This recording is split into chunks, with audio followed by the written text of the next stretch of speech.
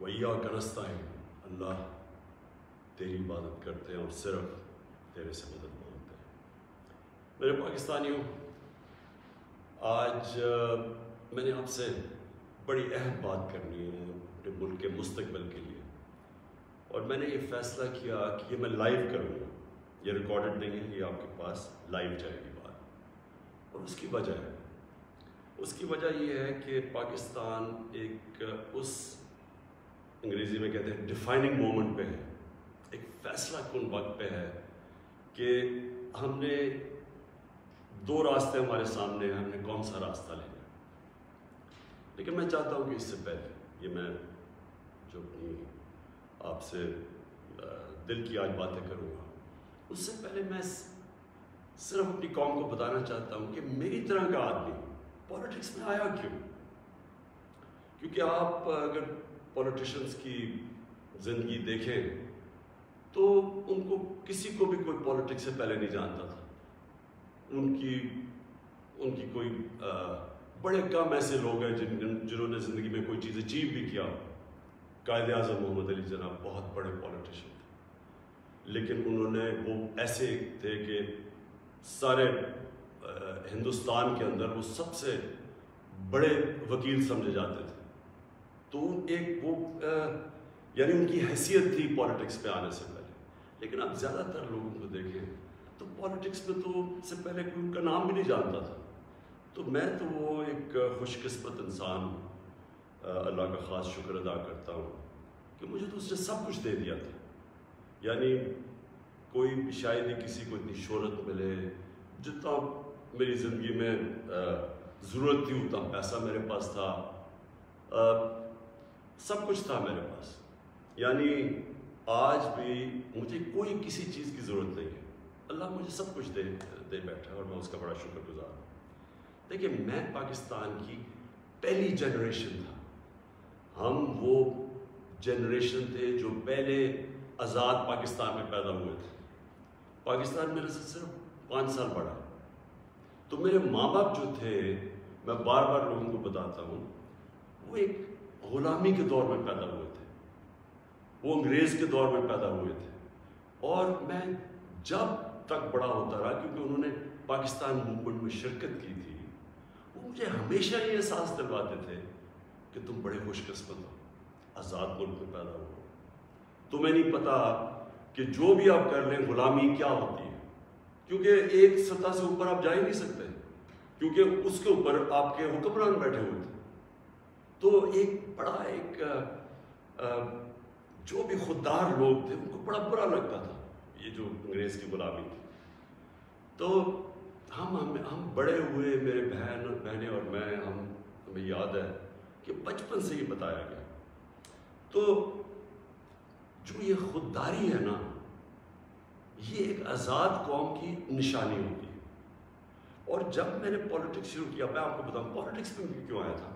میں اس لیے آیا کہ میں ایک تو پولیٹکس کا اسٹوڈنٹ تھا، یونیورسٹیز میں نے پولیٹکس پڑھی ہوئی تھی، پاکستان کی اور دنیا کی پولیٹکس کے اوپر مجھے پتہ تھا، تاریخ کا پتہ تھا۔ میں اس نتیجے پہ آیا کہ ہمارا ملک کبھی بھی وہ ملک بن نہیں سکتا جو خواب تھی علامہ اقبال کی، اور جو قائد اعظم جیسا لیڈر، یعنی جس طرح انہوں نے جدوجہد کی اس خواب کے لیے کہ پتہ تھا کہ انہوں نے زندہ نہیں زیادہ دیر رہنا، اور اگر آپ ان کی تاریخ پڑھیں کہ جس طرح انہوں نے کیس لڑا پاکستان کا بیماری کی حالات میں، تو یہ ہمارے یہ فاؤنڈنگ فادرز تھے۔ تو جو پاکستان کا مقصد تھا وہ تو ایک بڑا عظیم مقصد تھا کہ ہم نے ایک اسلامی فلاحی ریاست بننا تھا۔ یہ ہماری قرارداد پاکستان میں یہ لکھا ہوا ہے ہمارے فاؤنڈنگ فادرز کا کہ ہم نے جب ہم کہتے ہیں اسلامی فلاحی ریاست، تو یہ سیدھا چلا جاتا ہے مدینہ کی ریاست میں، کیونکہ ہمیشہ مسلمان اس کو ماڈل سمجھتا ہے اپنا۔ جو سنہری دور اسلام کا ہے وہ مدینہ کی ریاست تھی۔ تو جب میں نے 25 سال پہلے پولیٹکس شروع کی تو میں نے اپنی جو ہمارے مینیفیسٹو تھے اس میں 3 چیزیں رکھی: انصاف، اور انصاف پھر میں کوالیفائی کر دوں، انصاف ہوتا یہ ہے کہ طاقتور اور کمزور کے لیے ایک قانون ہوتا ہے، اور جو نبی صلی اللہ علیہ وسلم نے کہا تھا کہ تمہارے سے پہلے بڑی قومیں تباہ ہوئیں، جدھر طاقتور چوری کرے تو اس کو سزا نہ ملے اور صرف کمزور چور، چھوٹا چور جیل میں جائے. انہوں نے کہا قومیں تباہ ہو جاتی ہیں. تو جس طرح حضرت علی رضی اللہ تعالیٰ نے کہا تھا کہ کفر کا نظام چل جائے گا لیکن ظلم اور ناانصافی کا نظام نہیں چل سکتا. تو یہ بیسس ہے ایک انصاف، اور دوسرا انسانیت، رحم ہوتا ہے ایک اسلامی ریاست میں جو کہ مدینہ کی ریاست میں پہلی فلاحی ریاست بنائی گئی تھی، جو میں بار بار لوگوں کو کہتا ہوں. تو یہ میرے 2 ایمز تھے. اور تیسرا تھا خودداری. ایک مسلمان قوم غلام قوم نہیں بن سکتی. جس قوم کا نعرہ تھا پاکستان کا مطلب کیا، لا الہ الا اللہ. لا الہ الا اللہ کا تو مطلب ہی ہے کہ سوائے اللہ کے آپ کسی کے سامنے نہیں جھکتے. وہ شرک ہے. سب سے بری چیز اللہ کو لگتی ہے کہ جب آپ کسی کو بھی اللہ کی جگہ پہ رکھتے ہیں. تو یہ غلامی جو ہوتی ہے، یہ جب آپ کسی کی بھی پیسے کی غلامی، خوف کی غلامی، یہ سب شرک ہے. کیونکہ لا الہ الا اللہ انسان کو آزاد کرتا ہے. یہ 3 تھے میرے آج سے 25 سال پہلے. آپ دیکھیں کہ میں مینیفیسٹو میں یہ 3 چیزیں لکھی. مجھے لوگ کہتے ہیں عمران صاحب آپ اسلام کا نام استعمال کرتے ہیں. میں اگر میرے میں اللہ ایمان نہ ڈالتا، میں پولیٹکس میں کیوں آتا؟ جس آدمی کے پاس سب کچھ ہے، مجھے یہ بتائے وہ اپنی زندگی کے 22 سال خرچ کرے گا ایک سٹرگل میں، اور 14 سال تو تھوڑے سے لوگوں کے ساتھ تھا، 14 سال تو مذاق اڑتا تھا میرا. تو میں کیوں پولیٹکس پہ اتنی دیر کوشش کی جس کے پاس سب کچھ تھا؟ مجھے اتنے لوگوں نے کہا کہ عمران صاحب آپ کو ضرورت کیا تھی پولیٹکس کی؟ میں سچ آپ کو بتا رہا ہوں، بار بار مجھے لوگ کہتے ہیں آپ کو پولیٹکس میں آنے کی کیا ضرورت تھی؟ یعنی صرف آپ کو ضرورت ہی ہو تو آپ پولیٹکس میں آئیں، آپ کوئی نظریے کے لیے نہ آئیں، کوئی آپ کی بڑی ایمبیشن نہ ہو. ایک میں اپنے سارے جو، اور خاص طور پہ میں چاہتا ہوں میرے جو نوجوان ہیں وہ آج میرا بڑا غور سے سنے جو میں نے آپ سے بات کرنی ہے. دیکھیے ایک مولانا رومی کی ایک سینگ ہے. مولانا رومی کہتے ہیں کہ جب اللہ نے آپ کو پر دیے ہیں تو آپ کیوں چونٹیوں کی طرح زمین پہ رینگ رہے ہیں؟ اس کا مطلب یہ ہے کہ اللہ نے ہمیں اشرف المخلوقات بنایا ہے، سب سے بڑی مخلوق، فرشتوں سے اوپر درجہ دیا ہمیں. فرشتوں کو کا انسان کے سامنے جھکو. اور شیطان کو اس لیے نکالا گیا، وہ عبادت بڑی کرتا تھا، اس نے ان کا حکم نہیں مانا، اس میں تکبر تھا، اس نے کہا میں نہیں جھکتا. اللہ نے ہمیں پر دیے. مسئلہ ہمارا یہ ہے کہ ہم، کیونکہ ہمارے میں ایمان کی کمی ہوتی ہے، کیونکہ ہم اور خداؤں کی پوجا کرتے ہیں، جو سب سے بڑا جو شرک ہے وہ پیسے کی پوجا کرتے ہیں، خوف کی پوجا کی، جو وہ بڑی سپر پاور ہے، اگر ہم نے یہ نہ کیا تو ہم تباہ ہو جائیں گے. یہ خوف کا پت ہے. ہم انسان چونٹیوں کی طرح رینگتا رہتا ہے. تو پاکستان، میں نے اس کی اونچ نیچ دیکھی ہے. ہم نے شروع میں، ہم چھوٹے تھے، ہمیں یاد ہے جب پاکستان ایک تیزی سے اوپر جا رہا تھا، ہماری مثالیں دی جاتی تھیں. میں جب اسکول میں تھا پاکستان کی مثال دی جاتی تھی. یہ ساؤتھ کوریا پاکستان آیا تھا سیکھنے کے لیے کہ کیسے آگے بڑھا. ملیشیا کے شہزادے میرے ساتھ اسکول میں پڑھتے تھے، یہاں سیکھنے آتے تھے. سارا مڈل ایسٹ سے لوگ یہاں پاکستان کی یونیورسٹیز میں آتے تھے. ہم اوپر جا رہے تھے، ہمارا ماڈل لوگ دیکھتے تھے، مثال دی جاتی تھی. میں نے اس کو نیچے آتے دیکھا اور میں نے اس کو ذلیل ہوتے دیکھا اپنے ملک. اور میں اس کے اوپر ابھی آتا ہوں کیونکہ جو میرے والد تھے، مجھے یاد ہے اپنے آخری دنوں میں جو ہمارے پر یہ وار آن ٹیرر کے اندر جس طرح کی پاکستانیوں کو ذلت ملی، پاکستانیوں کو میں خاص طور پہ کہہ رہا ہوں، لیکن اوور آل اسلاموفوبیا بھی تھا، لیکن پاکستانیوں کو ذلت ملی. تو میں جو آج آپ سے بات کرنا چاہتا ہوں کہ دیکھیں اللہ نے جو ہمارے اندر اتنی صلاحیتیں دی ہیں اشرف اس کی عظیم مخلوق پہ، لیکن اس نے کنڈیشن لگائی ہوئی ہے.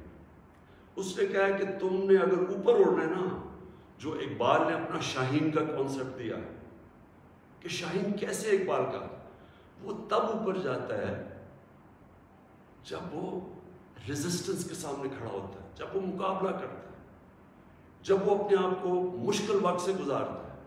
ہم نماز میں صرف ایک ہی چیز مانگتے ہیں جب 5 وقت کی نماز پڑھتے ہیں کہ اللہ ان کے راستے پہ لگا جن کو نعمتیں بخشیں، ان کے نہیں جو اپنے تباہی کے راستے پہ چلے گئے. تو جو نعمتیں بخشیں وہ نبی صلی اللہ علیہ وسلم اللہ کے حبیب تھے سب سے زیادہ، تو ان کو نعمتیں بخشیں. ان کا آسان راستہ نہیں تھا لیکن ان کی عظمت کا راستہ تھا. میں اس لیے پاکستان کے اندر سیرت نبی اپنے بچوں کو پڑھانا چاہتا ہوں. کیوں نبی کی سیرت پڑھے؟ کیونکہ وہ دنیا کی تاریخ میں سب سے عظیم انسان ہوتے ہیں. تو ان کے راستے پہ اللہ کیوں ہمیں کہتے چلو؟ کیونکہ وہ عظمت کا انسان کا راستہ ہے.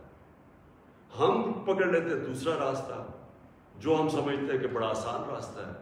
اچھا جی وہ فلانا نے حکم دے دیا اور ہم تباہ ہو جائیں گے، اگر اس نے وہ فلانا ملک ناراض ہو گیا تو ہمارا یہ ہو جائے گا. ہم رینگ رہے ہیں زمین کے اوپر، ہم چونٹیوں کی طرح رینگ رہے ہیں. تو میں سب سے پہلے کہ جب میں نے 25 سال پالیٹکس شروع کی تو میں نے کبھی، آپ میری کوئی اسٹیٹمنٹ پڑھ لیں، میں نے ہمیشہ ایک چیز کہی، نہ میں کبھی کسی کے سامنے جھکوں گا اور نہ اپنی قوم کو کسی کے سامنے جھکنے دوں گا. یعنی اپنی قوم کو کسی کی غلامی نہیں کرنے دوں گا. یہ 25 سال کوئی میری اسٹیٹمنٹس ابھی آپ دیکھ لیں، کوئی پرانی میری ویڈیوز ہیں، کبھی اس سے پیچھے نہیں ہٹا پایا. جب اقتدار مجھے ملا تو میں نے تب فیصلہ کیا کہ ہماری فورن پالیسی آزاد ہوگی. آزاد فورن پالیسی کا مطلب ہوتا ہے کہ وہ فورن پالیسی جو پاکستانیوں کے لیے ہوگی، ہمارے مفادات کے لیے ہوگی. اس کا قطعی یہ مطلب نہیں ہے کہ ہم کسی سے دشمنی کریں گے، ہم کسی کو کے خلاف ہوں گے، ہم کوئی اینٹی امریکن ہوں گے یا اینٹی انڈیا ہوگا یا اینٹی یورپین ہوں گے. میں تو سب سے پہلے میں وہ پاکستانی ہوں، سب سے زیادہ ہندوستان کے اندر جو جانتے تھے اور جو رسپیکٹ اور میری دوستیاں تھیں وہ میں پاکستانی تھا کرکٹ کی وجہ سے. میں امریکہ کو بڑی اچھی طرح جانتا ہوں، ان کے پالیٹیشین، ان کے لوگوں کو جانتا ہوں. انگلینڈ کو تو آپ اس طرح کہ میرا دوسرا گھر تھا ایک بار، تو میں تو جانتا ہوں. میں نے کبھی یہ نہیں، کبھی کسی بھی انسانی معاشرے میں کبھی اس کے خلاف ہو ہی نہیں سکتا. ہاں ہم ان کے اندر جو ان کی غلط پالیسیز ہیں اس کی میں تنقید کرتا ہوں. میں نے جب پاکستان نے شرکت کی وار آن ٹیرر میں، یعنی جب جنرل مشرف ہمیں امریکہ کی جنگ میں لے کے گئے، میں اس میٹنگ میں تھا، میں اس کمرے میں تھا. اسی کمرے کے اندر سارے پولیٹیشین بیٹھے ہوئے تھے جس کے اندر ہیڈز آف پارٹیز بلائے تھے، جس طرح باقی بھی تھے، میں بھی تھا. اسی کمرے کے اندر ہمیں کہا گیا کہ جی اگر ہم نے امریکہ کی حمایت نہ کی تو انگریزی کا لفظ وونڈڈ بیئر کی طرح ہے، ایک زخمی ریچھ کی طرح ہے، وہ ہمیں نہ غصے میں شاید ہمیں نہ مارتے. اور مجھے یاد ہے میں نے بار بار میڈیا پہ، پارلیمنٹ میں، ہر جگہ میں نے کہا کہ ہمارا اس جنگ سے کوئی لینا دینا نہیں تھا. 9/11 میں کوئی پاکستانی ملوث نہیں تھا. ہمیں کیا ضرورت ہے کہ ہم اپنے ملک کو کسی کی جنگ میں لے جائیں؟ ہم ان کی مدد کریں. اگر انہوں نے ان کے ملک میں دہشت گردی ہوئی ہے، ہم دہشت گردی کے خلاف ہیں، ہمیں ان کی مدد کرنی چاہیے. لیکن کیا اس کا مطلب یہ ہے کہ ہم پاکستانیوں کو قربان کر دیں کسی کی جنگ میں؟ اور پھر ہم نے غلطی کیا کی؟ سب سے بڑی جو جنرل مشرف نے غلطی کی، 80 کی دہائی میں ہم نے پاکستان فرنٹ لائن سٹیٹ بن گیا جی کہ ہم امریکہ کے حمایتی ہیں، ہم اس کے ایلائے ہیں، ہم سوویت یونین کے خلاف جہاد لڑ رہے ہیں. اور ساری جہاد پاکستان کے قبائلی علاقے سے لڑی گئی، اور باہر سے لوگ ہم نے بلائے اور ہم نے ان کو ٹرین کیا اور یہاں سے مجاہدین گروپس گئے. ہم نے ان کی پوری حمایت کی، ان کو بتایا کہ فورن آکوپیشن، کیونکہ ہم اس لیے لڑ رہے ہیں کہ افغانستان کے اوپر فورن آکوپیشن ہے، اس لیے ہم لڑ رہے ہیں جہاد. اور سارے ہمیں بتایا گیا کہ کتنا بڑا پاکستان بڑا رول پلے کر رہا ہے. جیسے ہی وہ جہاد ختم ہوتی ہے، سوویت یونین ہارتا ہے، امریکہ یہاں سے چلا جاتا ہے، سوویت یونین ادھر چلا جاتا ہے، اور 2 سال کے بعد وہی امریکہ جو ہمارا دوست تھا، جس کے لیے جو ہم اکٹھے جنگ لڑ رہے تھے، وہ ہمارے اوپر سینکشن لگا دیتا ہے، پریسلر سینکشنز. 9/11 آ جاتا ہے، پاکستان کی پھر امریکہ ضرورت پڑ جاتی ہے. یہ جو ابھی میں نے آپ کو کہا کہ اسی کمرے کے اندر فیصلہ ہو رہا ہے کہ جی ہم امریکہ کی ہمیں حمایت کرنی چاہیے. ہم نے کہا کہ ہاں ٹھیک ہے, حمایت یہاں تک ٹھیک ہے کہ دہشت ہم سارے دہشت گردی کے خلاف ہیں, ان کے خلاف ایکشن لیں, لیکن جو حمایت ہم نے کی, جو پاکستانیوں کی جانوں کی قربانی دی گئی, کسی اور امریکہ کے ایلائی نے اس طرح کی قربانیاں نہیں دی. کوئی نیٹو بھی امریکہ کے ساتھ تھا, کوئی ایک ملک بتائے جو 80,000 اپنے لوگ مروا لیں, جس کا سارا قبائلی علاقہ, اور میں یہ آج پھر سے کہنا چاہتا ہوں, دیکھیں میں قبائلی علاقے کو باقیوں سے بہتر جانتا ہوں, میں نے وہ سارا قبائلی علاقہ پھرا ہوا ہے, میں نے کتاب لکھی ہوئی, میں اس کی تاریخ جانتا ہوں. قبائلی علاقہ پاکستان میں سب سے پرامن علاقہ تھا, وہاں کرائم ہوتی نہیں تھی, کوئی ان کے ریکارڈ میں, یعنی ہمیشہ سے وہ کرائم فری ایریا تھا. جو قبائلی علاقے کے لوگوں سے ہوا ہماری اس جنگ میں شرکت کرنے سے, آپ اندازہ نہیں لگا سکتے کہ وہ لوگوں کے اوپر, بیچاروں کے اوپر کیا گزرے. وہاں لوگ مارے گئے, وہ ادھر سے لوگ کھڑے ہو گئے, جن لوگوں کو, اب سوچیں ہم لوگوں کہہ رہے ہیں کہ جہاد کرنا اگر باہر سے آکوپیشن ہو وہ سب سے عظیم چیز ہے, اور اب امریکن جب ہم پہنچ گئے تو ہم نے کہا نہیں آپ دہشت گردی ہے. اب ظاہر ہے وہ لوگوں کو آپ 10 سال میں ایک طرف سے دوسری طرف تو نہیں لے جا سکتے تھے, وہ انسان تھے, ان کو ہم نے یہ بتایا ہوا تھا کہ یہ جہاد ہے. وہ جب انہوں نے پاکستان کے خلاف شروع ہو گئے, اور وہ جو پرانے جہادی گروپس ٹرین کیے تھے وہ بھی پاکستان کے خلاف ہو گئے. تو اس سے انہوں نے ہمیں کہا کہ ہم کولیبریٹرز ہیں امریکہ کے, جہاں جو پاکستان میں خود کش حملے ہوئے, جو قبائلی علاقہ اجڑا گیا, جو یہاں میں پتہ نہیں کتنے ہسپتالوں میں گیا, میں تو جو لوگ بچ گئے تھے, کسی کی ٹانگیں نہیں ہیں, کوئی چل نہیں سکتا, کسی آنکھیں نہیں ہیں, ہاتھ اڑے ہوئے ہیں. تو اس ساری جو ہم نے جب اس کی اتنی زیادہ قربانیاں دی اپنے ملک کی, اس کا کوئی کریڈٹ ملا پاکستان کو؟ کیا کسی نے کہا کہ آپ نے بڑا زبردست کام کیا, شکریہ پاکستان؟ یہ نہیں ہوا. وہاں سے آوازیں آنی شروع ہو گئیں. افغانستان کی, ابھی یہ افغانستان آزاد ہونے سے پہلے کی بات کر رہا ہوں, کہ جی پاکستان کی دوگلی پالیسی کی وجہ سے وہ نہیں جیت سکتا. یہاں ہمارے لوگوں کو بار بار کہا گیا کہ ڈو مور, کہ ابھی آپ نے اور نہیں کیا. ڈرون اٹیکس ہوئے, ڈرون اٹیکس پہ جتنے بے قصور لوگ مارے گئے, مجھے یاد ہے میں گیا وہاں باجوڑ میں ڈرون اٹیک ہوا, 80 مدرسے کے بچے مار دیے, شادیوں کے اوپر ڈرون اٹیک ہو رہا ہے. تو پاکستان کس عذاب سے گزرا, کہ میں بیک گراؤنڈ اس لیے دے رہا ہوں کیونکہ آپ کو پتا ہونا چاہیے کہ میری آج پالیسی کیا ہے.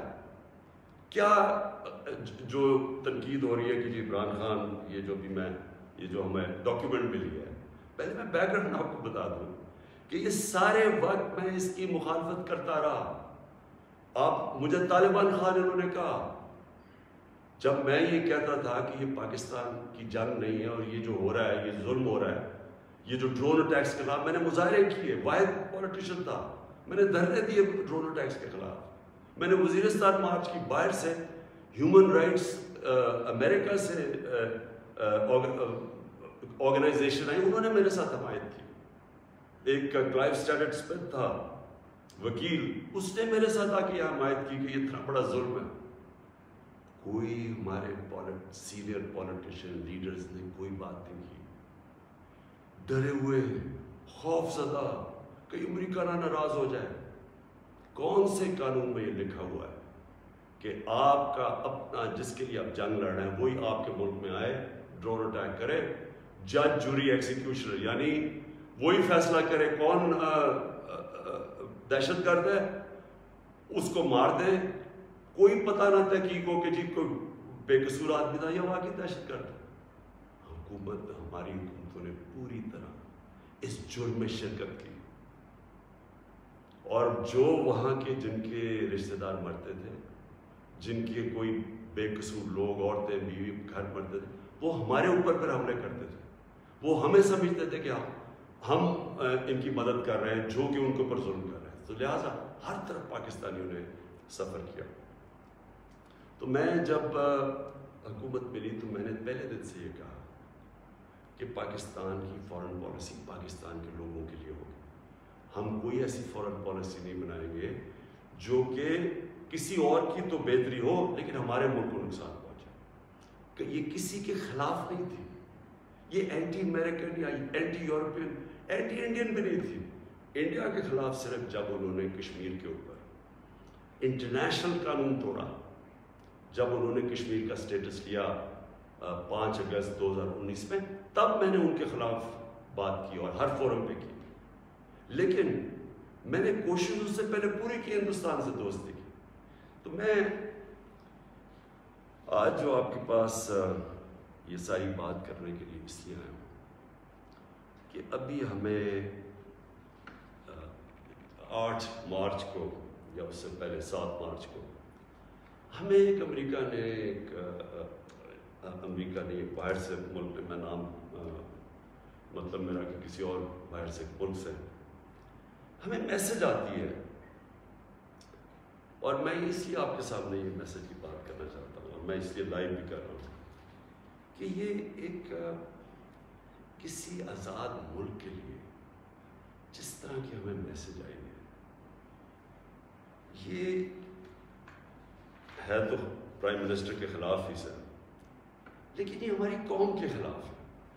مجھے جو اس سے سب سے زیادہ تکلیف ہے وہ یہ نہیں ہے کہ یہ اس میسج میں واضح یہ لکھا ہوا ہے کہ جناب اگر یہ جو عدم اعتماد, اور ان کو پہلے سے ہی پتا تھا, ابھی اعتماد یا درج نہیں ہوئی تھی, ان کو پہلے سے ہی پتا چل گیا کہ عدم اعتماد کی آ رہی ہے پاکستان کے اندر, یہ اپوزیشن رکھنے لگی. تو اس کا مطلب کہ یہ جو ہو رہا تھا یہ پہلے سے ہی ان کے باہر کی لوگوں سے رابطے تھے.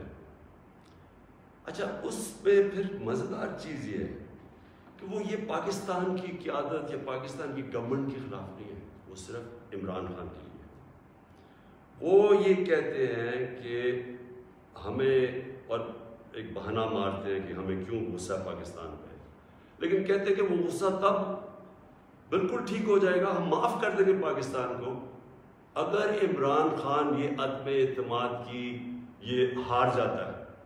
یعنی اگر عمران خان چلا جاتا ہے تو پاکستان کو معاف کر دیتے ہیں, لیکن اگر یہ عمران خان کے خلاف فیل ہو جاتی ہے تو پھر پاکستان کو ایک مشکل وقت کا سامنا کرنا پڑے گا.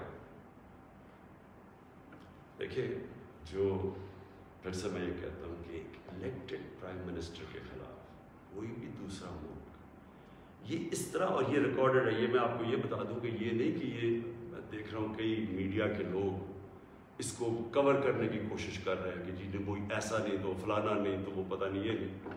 یہ آفیشیل ڈاکیومنٹ ہے جو گورنمنٹ آف پاکستان کو, ہمارے ریپرزینٹیو امبیسڈر کو نوٹس لے رہے تھے لوگ, جس میں یہ کہا گیا, اور یہ کہا بیسکلی یہ کہا گیا کہ اگر عمران خان رہتا ہے وزیر اعظم تو ہم آپ کے ساتھ ہمارے آپ تعلقات بھی خراب ہو جائیں گے اور آپ کو مشکلوں کا سامنا کرنا پڑے گا. تو میرا سب سے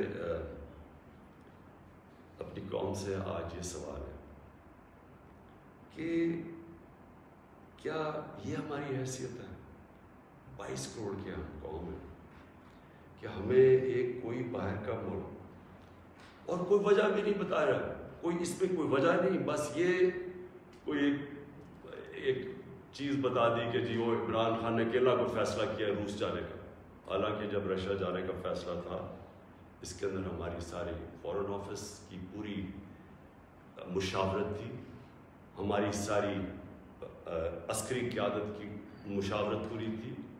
میں نے بلکہ فارن سیکرٹریز کو اسی کمرے میں بلایا جو پرانے ریٹائرڈ تھے, ان سے ہم مشاورت کر کے گئے. لیکن اس کے اندر لکھا ہوا کہ نہیں, صرف وہ ہمارا امبیسڈر ان کو بتا رہا ہے کہ نہیں یہ مشاورت سے, اس نے کہا نہیں یہ صرف عمران خان کی وجہ سے گئے. اور پھر انہوں نے یہ جو باقی لکھا کہ اگر جب تک وہ ہے تو ہمارے تعلقات اچھے نہیں ہو سکتے. اب میرا سوال یہ ہے کہ وہ اصل میں یہ کہہ رہے ہیں کہ یہ جب جائے گا تو جو باقی جو آئیں گے واپس, جو دوسرے عمران خان کی جگہ آئیں گے, ان سے ہمیں کوئی مسئلہ نہیں ہے.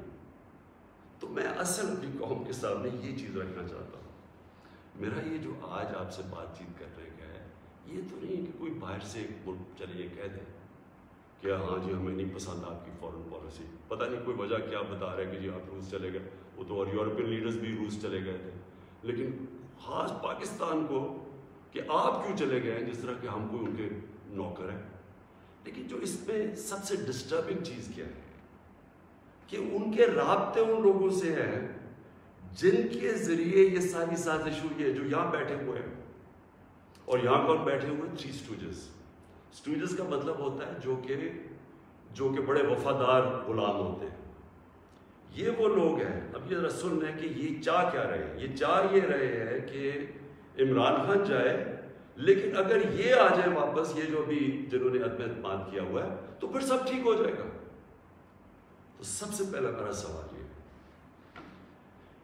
کہ کیا یہ اپنے ملک کے اندر اجازت دیں گے کسی کو قیادت میں آنے کے لیے جن کے اوپر نیب کے کیسز ہوں، جن کے اوپر اربوں روپے کے کیسز ان کی عدالتوں میں ہوں، وہ جو کہ ایک مجرم ڈکلیئر کر دیا گیا پاکستان کی عدالت نے، جو کہ جھوٹ بول کے بھاگا ہوا. کیا وہ ان لوگوں کو جن کے اوپر باہر ان کے ملکوں میں، باہر کے ملک مضمون لکھے ہوئے ان کی چوری کے اوپر، کرپشن پہ، BBC کی 2 ڈاکیومنٹریز آئی ہوئی ہیں ان کی چوری کے اوپر، کیا اپنے ملک میں اس طرح کے لوگوں کو ایک قیادت پہ آنے دیں گے؟ اور اگر اپنے ملک میں اتنی سی جھوٹ بولنے پہ یہ نکال دیتے ہیں ایک پرائم منسٹر کو، ہیرلڈ میکملن تھا، جھوٹ بولنے پہ اس کو نکال دیا. چھوٹی چھوٹی چیزوں کے اوپر وہ اتنا اپنے لوگوں کا، ان کا جو اخلاقی معیار ہے وہ اس سطح پہ ہے، چھوٹی سی چیز پہ وہ نکال دیتے ہیں.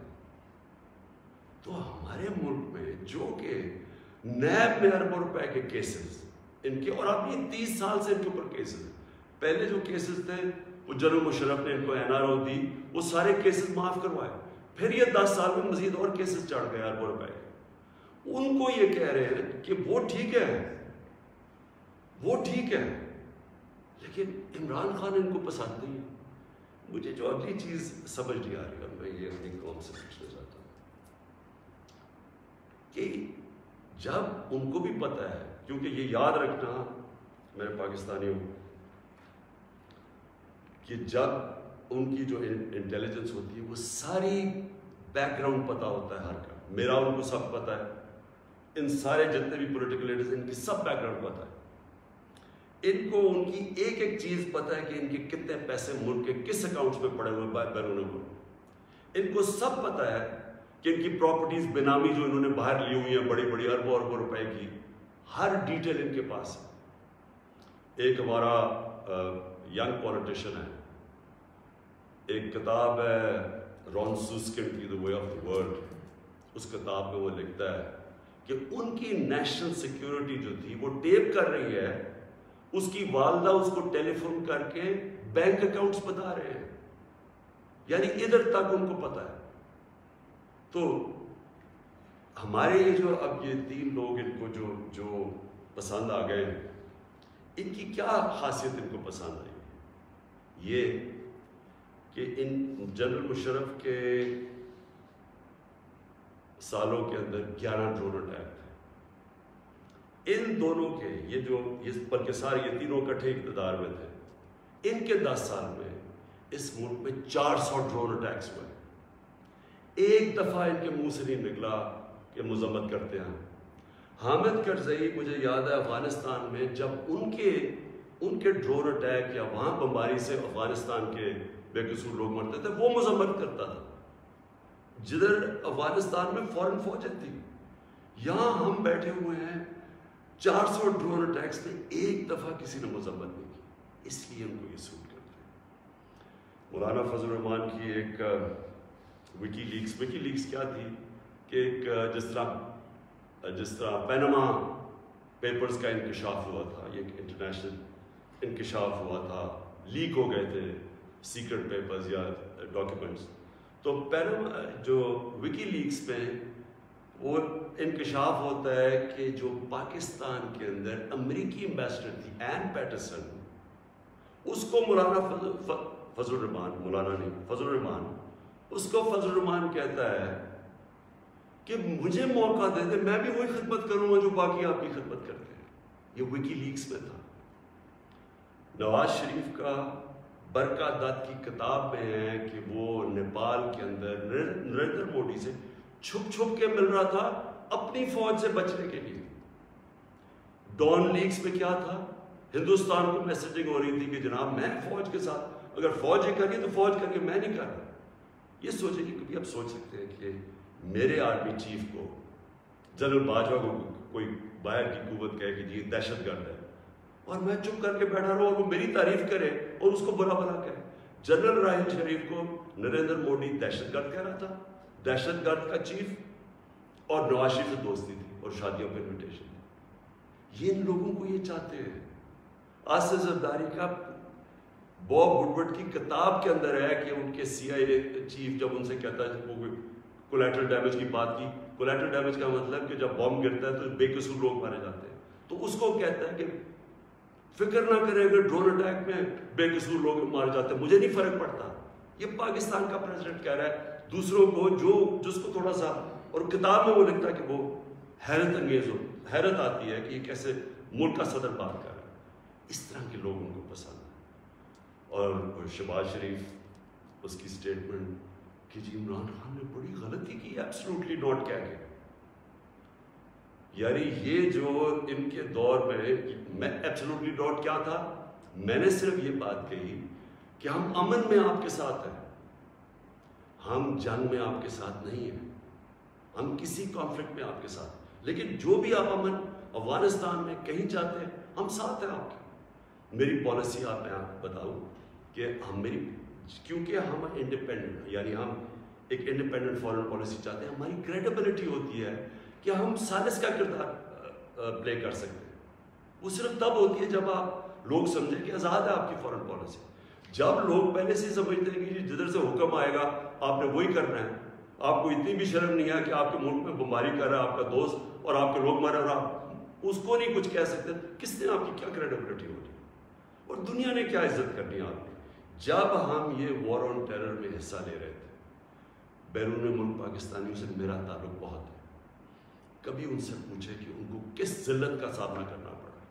ایئرپورٹس کے اوپر ان سے کیا ہوتا تھا، پکڑ پکڑ کے ان کو ڈیٹین کر دیتے تھے، عام بے قصور لوگوں کو پکڑ کے پاکستانی کو جیل میں ڈال دیتے تھے باہر کی ملکوں، جبکہ یہاں ہم ان کے لیے جنگ لڑ رہے ہیں، باہر پاکستانی دشمن بنے ہوئے ہیں. کبھی کسی سے پوچھے کہ ان بیچاروں سے کیا، کتنے پاکستانیوں کو جیلوں میں ڈالا گیا، کسی نے کوئی بات کی، کسی نے ان کے لیے سٹینڈ لیا. تو میں جب یہ میں کسی کے اگینسٹ نہیں بات کرتا، میں صرف یہ کہتا ہوں کہ میری جو سب سے بڑی ذمہ داری ہے وہ میرے 22 کروڑ لوگ ہیں، میں ان کے لیے فارن پالیسی بناؤں گا. تو یہ جو شہباز شریف کہتے ہیں ایبسلوٹلی ناٹ، میں نے نہیں کہنا تھا، کیونکہ آپ کا تو پاور میں آنے میں مقصد ہی کچھ اور ہے. آپ نے کب پاکستانیوں کے لیے سٹینڈ لیا؟ بتائیں کتنی دفعہ یہ جب بمباری ہو رہی تھی آپ کے منہ سے آواز نکلی، اور آپ کے بھائی صاحب کبھی بات کر ہی نہیں سکتے جب، کیونکہ آپ کے سارے جو اربوں روپے سب پتہ ہے ان کو کدھر پڑے ہوئے. اور دوسری چیز یہ کہا کہ جی یہ جو ڈاکیومنٹ ہے یہ ٹھیک ہی نہیں ہے، اگر یہ ٹھیک ہو جاتی تو آپ ہمارے ساتھ آ جاتے ہیں. تو آج نیشنل سیکورٹی پارلیمنٹ کی کمیٹی کے اندر جب رکھی گئی، کیوں نہیں آپ نے آ کے دیکھی؟ ہم نے یہ ڈاکیومنٹ پہلے لوگوں نے کہا کہ نہیں جی یہ ٹھیک نہیں ہے، مذاق اڑایا گیا، جی جعلی ہے. پہلے میں نے کیبنٹ میں رکھی، ساری کیبنٹ کو بتایا گیا، منٹس کیبنٹس کے بنے کیونکہ سب سے ٹاپ فورم پاکستان کا وہ ہے. اس کے بعد نیشنل سیکورٹی کاؤنسل کی میٹنگ کی، میں نے سارے اپنے سروس چیف سب کے سامنے رکھی وہ ڈاکیومنٹ. اس کے بعد یہ پارلیمنٹ کی کمیٹی کے اندر لے کے گیا اور سینئر جرنلسٹ کو ہم کو بتایا، صرف یہ کہنے کے لیے کہ یہ کوئی ڈاکیومنٹ کوئی پبلک کو یعنی اکسانے کی بات نہیں ہے. یہ جو میں نے آپ کو بتایا اس سے زیادہ یہ خوفناک اس میں چیز ہے اس ڈاکیومنٹ کے اندر. میں اب آخری بات پہ آنے لگا، اور وہ یہ ہے کہ ہماری اب سنڈے کو ووٹ دی جائے گی. اس سنڈے کو اس ملک کا فیصلہ ہونے لگا کہ یہ ملک کس طرف اب جائے گا. کیا وہی غلامانہ پالیسی، کرپٹ لوگ جن کے اوپر 30 سال سے کرپشن کے کیسز ہیں، نیب نے کے کیسز پڑے ہیں. بدقسمتی سے کوئی اور ملک ہوتا جس کے اندر یہ انصاف کا نظام زیادہ طاقتور کو قانون کے نیچے لانے جن کی صلاحیت ہے، اور جو بھی خوشحال ملک ہیں دنیا میں، جو بھی جن ملکوں کے اندر غربت نہیں ہے، خوشحالی ہے، جو پروگریس کر چکے ہیں، ترقی یافتہ ملک ہیں، ان سارے ملکوں کی ایک چیز آپ کو کامن ملے گی کہ طاقتور مجرم کو ان کی صلاحیت ہوتی ہے قانون کے نیچے لانے کی. ہمارا ابھی تک انصاف کے نظام میں وہ صلاحیت نہیں ہے. یہ ہماری بڑی بدقسمتی ہے کہ اربوں روپے کے ان کے پاس کیسز ہیں، کچھ نہیں ہو رہا. تو کیا قوم ان کو پھر جو 30 سال سے کہہ رہے ہیں، اچھا کہہ رہے ہیں جی عمران خان نے ملک بڑا خراب، آج کیوں یہ سارا کر رہے ہیں ڈرامہ عمران خان نے ملک خراب کر دیا. عمران خان تو ابھی 3.5 سال ہوئے، 30 سال سے تو آپ باریاں لے رہے ہیں اس ملک کے اوپر. تو یہ اگر ملک خراب تھا، یہ اگر حالات برے تھے، تو یہ کیا 3.5 سال میں ہو گئے؟ اور میں چیلنج کرتا ہوں کہ 3.5 سال میں جو ہم نے کیا ہے، کسی بھی فورم انڈیپینڈنٹ ماہرین کو آپ بٹھائے ان سے پوچھیں، میں چیلنج کرتا ہوں کہ 3.5 سال میں جو پاکستان میں ہوا کہ ان کے کسی دور میں نہیں. تو یہ جو آپ سارے اکٹھے ہیں، یہ اب قوم نے فیصلہ کرنا ہے کہ کیا یہ جو ووٹ ہونی ہے سنڈے کو، اس میں کون کدھر جائے گا.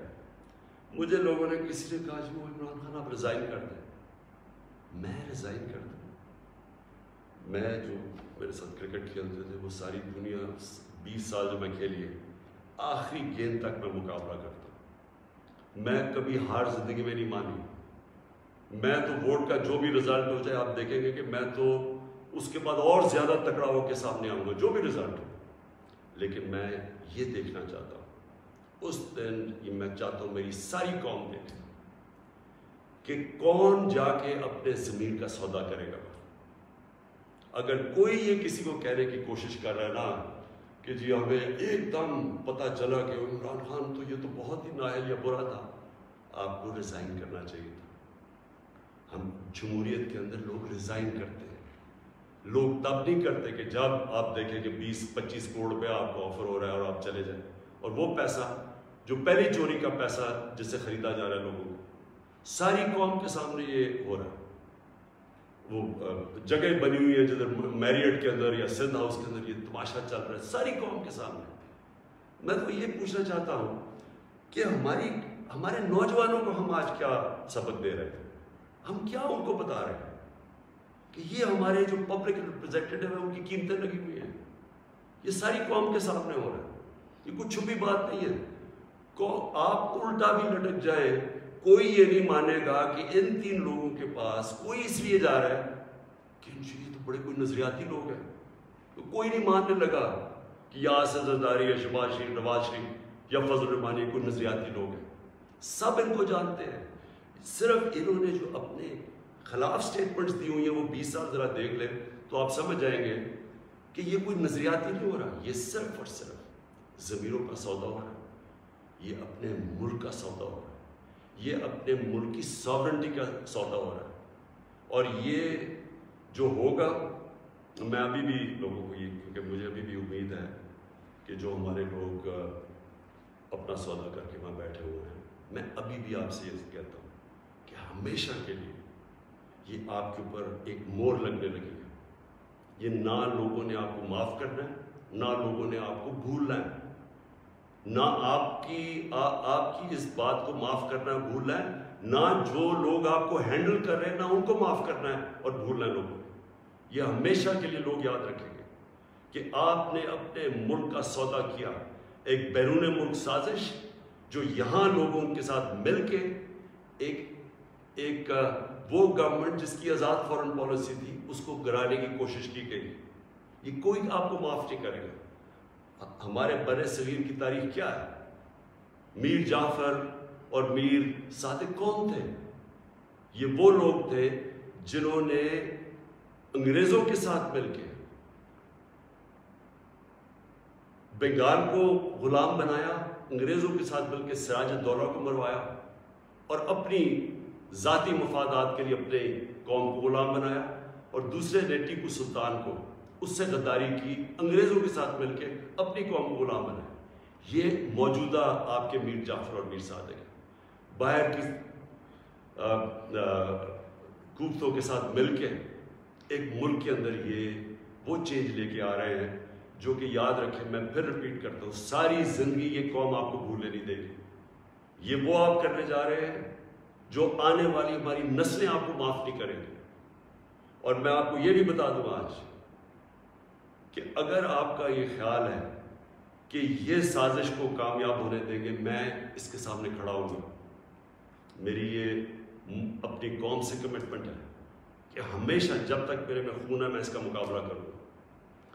میری زندگی کو تو کوئی فرق نہیں پڑنے لگا، میں اپنے گھر میں رہتا ہوں، میں اپنے خرچے برداشت کرتا ہوں، میرا تو کوئی کیمپ آفس نہیں ہے، میرے تو آگے کوئی فیکٹریاں نہیں بنائی۔ نواز شریف نے اتنے دور میں 18 فیکٹریاں بنا لی تھی سرکاری بینکوں سے پیسے لے کے، اور پھر بعد میں وہ قرضے معاف کروا لیے۔ نہ میرے کوئی رشتہ دار پالیٹکس میں، میں اپنے گھر میں رہوں گا، اپنے گھر میں رہتا ہوں۔ لیکن اس قوم سے جو غداری ہو رہی ہے اور یہ جو ہونے جا رہی ہے سنڈے کو، میں یہ چاہتا ہوں کہ ایک ایک لوگوں کا، ایک ایک غدار کی آپ شکل یاد رکھنا۔ یہ جتنا بھی ہے کہ اپنے لوگوں کو بتانے کی کوشش کریں کہ جی وہ ایک دم ہمیں پتہ چلا ہے کہ یہ کیا ہوا ہے، یہ کتنا برا وقت گزرا تھا، لوگ آپ کی کوئی بات ماننے نہیں لگے۔ یہ قوم جو ہے، میں پھر سے ریپیٹ کرتا ہوں آپ کو، میں آخری بات کہنے لگا ہوں، یہ قوم نہ یہ بھولے گی، نہ آپ کو معاف کرے گی، نہ جو لوگ آپ کے پیچھے ہیں ان کو معاف کرے گی۔ اور یہ اگر آپ کا کسی کا خیال ہے کہ عمران خان چپ کر کے بیٹھ جائے گا، کسی خوش فہمی میں نہ رہے۔ میرے پہ اللہ نے مقابلہ کرنے کی صلاحیت دی ہے، ساری زندگی میں نے مقابلہ کیا ہے۔ میں کوئی وہ آدمی نہیں جس نے بیٹھے بیٹھے کسی نے پرچی دکھائی کہ جی مجھے تو پرچی میں پارٹی وراثت میں مل گئی ہے، یا میرا کوئی باپ کچھ تھا، یا میرا کوئی فلانا کچھ تھا، یا میں سریا لگاتے لگاتے جنرل جلانی کے گھر پہ مجھے کوئی وزارت مل گئی اور کوئی چیف منسٹر۔ میں نے اسٹرگل کر کے یہاں پہنچا، مجھے اسٹرگل کرنی آتی ہے، مقابلہ کرنا آتا ہے۔ میں کسی صورت اس سازش کو کامیاب نہیں ہونے دوں گا۔ پاکستان پائندہ باد۔